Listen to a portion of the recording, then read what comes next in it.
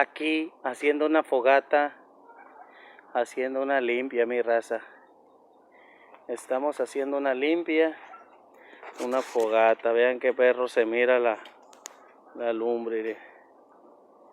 Qué perrón se mira. Estamos haciendo una limpia aquí. Bien chévere. Bien chéverona.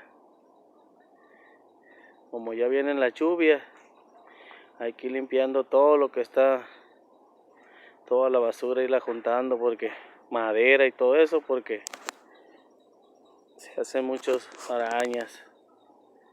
Ahí está, mi raza, un video más, Cozalteco Corralejo. Aquí andamos. Y para acá está la oscuridad. Uy, uy. Hoy los grillos. Los grillos ya cantan, quiere decir que es lluvia. Hoy los grillos. Así es, mi raza. Un saludo a Cozalteco Corralejo y ahí estamos.